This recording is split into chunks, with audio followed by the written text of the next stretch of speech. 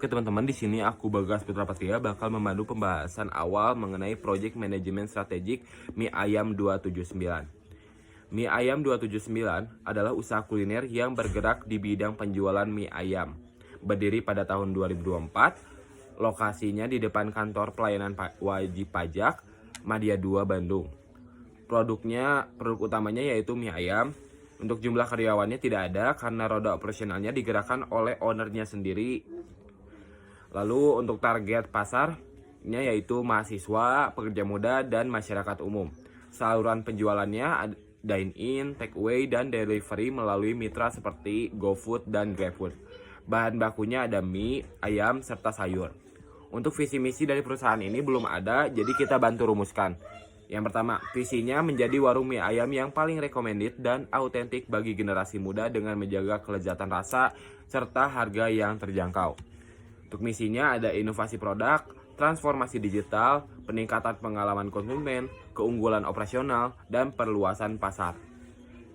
Strategi bisnis yang digunakan, strategi yang sedang berjalan yaitu strategi fokus biaya, cost focus strategi. Yang pertama itu mempertahankan harga terjangkau untuk segmen mahasiswa dan pekerja muda, lalu mengoptimalkan efisiensi operasional untuk menjaga margin keuntungan. Yang ketiga, menyediakan porsi besar dengan harga yang kompetitif. Untuk strategi pengembangan yang direkomendasikan itu, yang pertama ada digital marketing strategi, yang kedua ada market penetration strategi, yang ketiga ada product development strategi, dan yang keempat customer experience strategi. Lalu adapun di strategi diferensiasi terbatas, menunjukkan cinta rasa yang autentik khas Bandung, dan kedua menjaga konsistensi kualitas rasa dan kebersihannya, dan yang ketiga menyediakan pelayanan yang ramah dan cepat.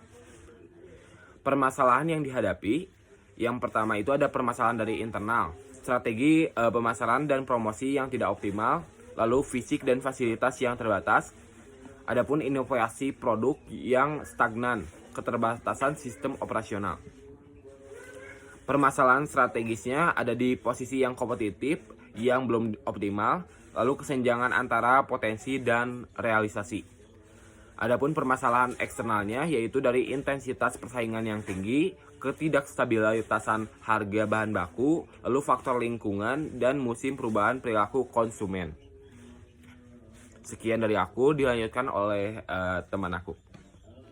Baik, selanjutnya di sini ada analisis spesial. Yang pertama dari segi politik, dukungan pemerintah untuk program UMKM, stabilitas kebijakan, daerah pantauan izin, dan regulasi standar kesehatan dan keamanan pangan.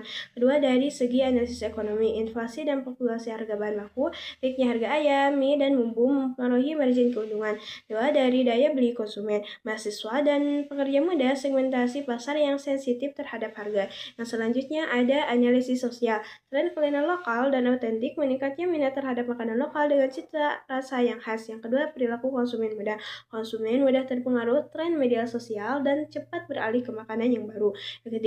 Yang keempat yaitu dari analisis teknologi, digitalisasi pemasaran, peluang promosi melalui Instagram, TikTok, dan platform digital lainnya. Nah, platform pesan antar makanan seperti GoFood, GrabFood, dan Seafood mempengaruhi peluasan jangkauan. Yang selanjutnya ada analisis lingkungan. Dari segi cuaca dan musim, cuaca buruk dapat menurunkan jumlah pengunjung karena warung cenderung terbuka atau sederhana. Dua, dari segi lokasi strategis di pinggir jalan, mudah diakses tapi juga rentan terhadap polusi udara dan kebersihan. Yang ketiga dari pengelolaan limbah dan kebersihan, tuntutan untuk menjaga kebersihan lingkungan sekitar warung.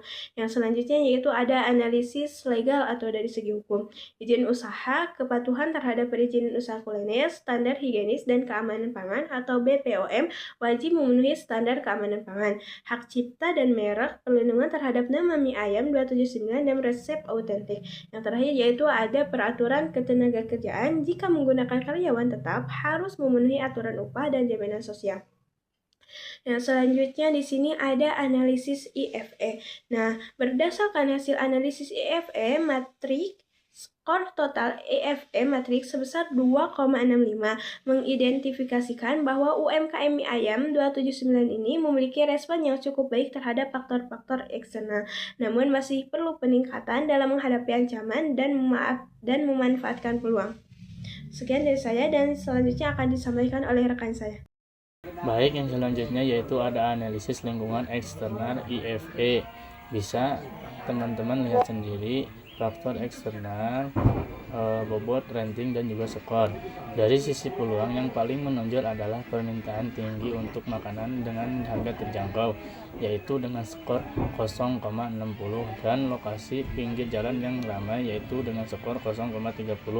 Menurut kami hal ini bisa menjadi modal utama untuk menarik pelanggan lebih banyak, namun ada juga ancaman yang cukup serius, misalnya persaingan yang sangat ketat yaitu dengan skor 0,45, dan perubahan selera masyarakat ke makanan asing atau tren cepat berganti yaitu dengan skor 0,34. Hal ini bisa membuat UMKM mie ayam sulit bertahan jika tidak ada inovasi lain.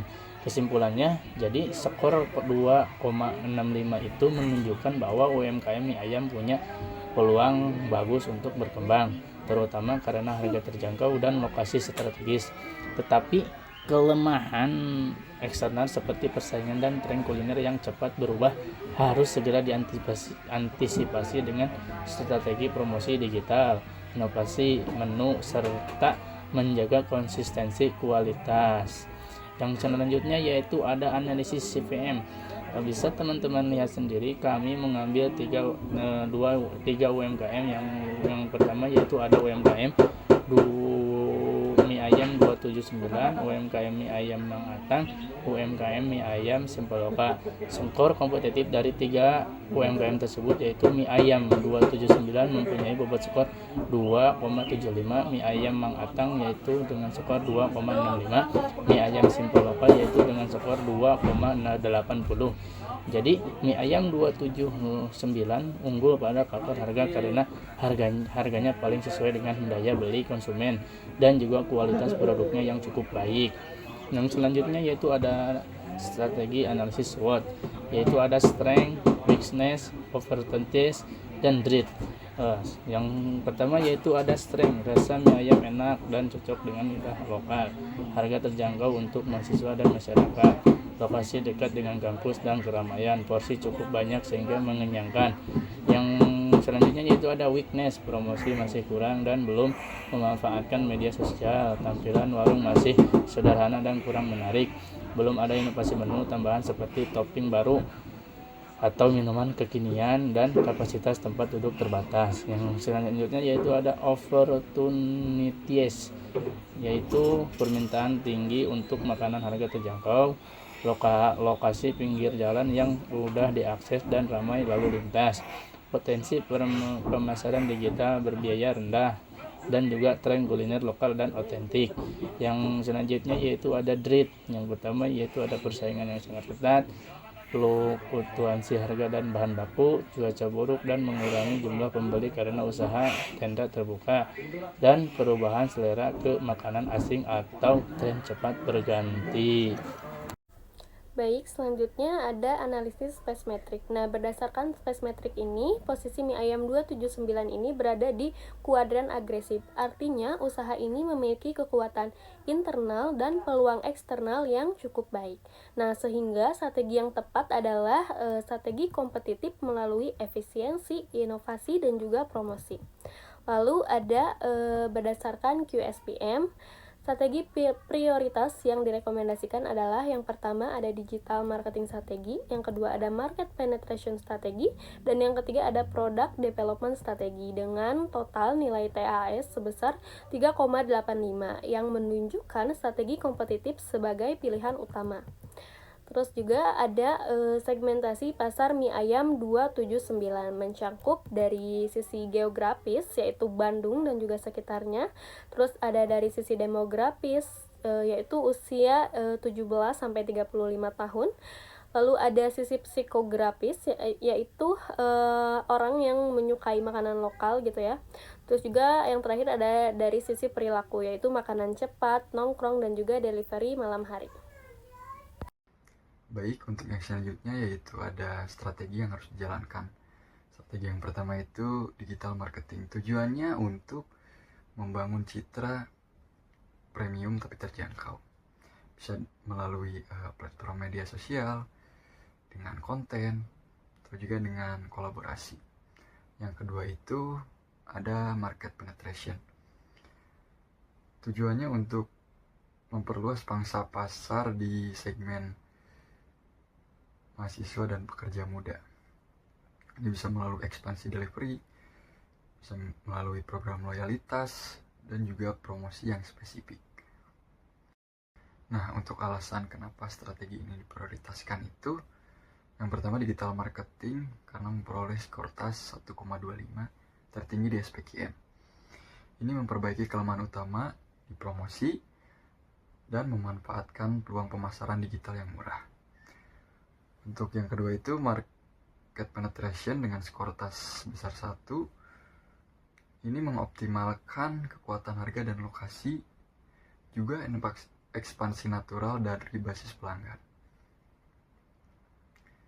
Nah, jadi kedua strategi ini tuh saling melengkapi untuk membangun awareness dan meningkatkan pembelian ulang, didukung inovasi produk untuk mempertahankan daya tarik jangka panjang. Yang selanjutnya ada financial forecasting. Nah, untuk data-datanya ada pada tabel di sini ya. Nah, untuk asumsi yang digunakan yaitu pertumbuhan omset bulanan sebesar 8%, itu berdasarkan potensi peningkatan penjualan setelah strategi digital dijalankan. Lalu untuk interpretasi hasil forecasting, ini mengalami pertumbuhan omset yang konsisten. Dari 10 juta rupiah pada 10 September naik menjadi 14,7 juta pada bulan Februari. Jadi naik 47% dalam 6 bulan. Lalu laba bersih yang meningkat signifikan dari 2,65 juta menjadi 4,61 juta, naiknya 74%. Lalu akumulasi laba 6 bulan sebesar 21,49 juta, dana yang dapat digunakan untuk investasi kembali. Adapun cash budget, berdasarkan cash budget arus kas bersih mie ayam 279 menunjukkan tren positif setiap bulannya. Saldo kas akhir diproyeksikan meningkat dari 2.650.000 menjadi 4.607.937.000. Hal ini mencerminkan kemampuan usaha dalam menjaga likuiditas dan mendukung operasional serta potensi pengembangan usaha HIK.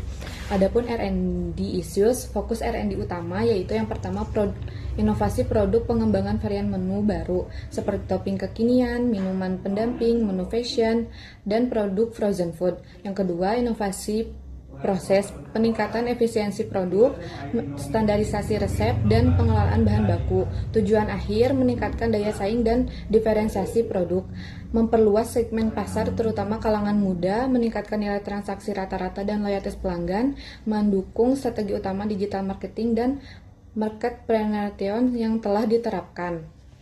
Kesimpulan, secara keseluruhan, mie ayam 279 memiliki fondasi yang kuat namun perlu memperbaiki aspek promosi dan inovasi. Skor IFE dan EFE menunjukkan respon terhadap lingkungan eksternal cukup baik. Analisis CPM menempatkan bisnis di posisi kedua dengan kelemahan kritis pada bidang promosi dan inovasi. Adapun saran, terdapat 4 pilar utama saran strategis untuk meningkatkan performa bisnis. Yang pertama, strategi pemasaran digital terintegrasi, membuat konten kreatif seperti mukbang, tutorial, behind the scan di Instagram dan TikTok. Yang kedua, inovasi menu dan pengalaman pelanggan, menambahkan varian topping atau paket kekinian misalnya saus keju dan level pedas. Yang ketiga, efisiensi operasional, memperkuat kemitraan dengan layanan pengiriman online seperti GoFood, GrabFood, ShopeeFood melalui promo eksklusif. Yang keempat, evaluasi berkala, menyisihkan sebagian laba bersih untuk pendanaan strategi digital dan inovasi.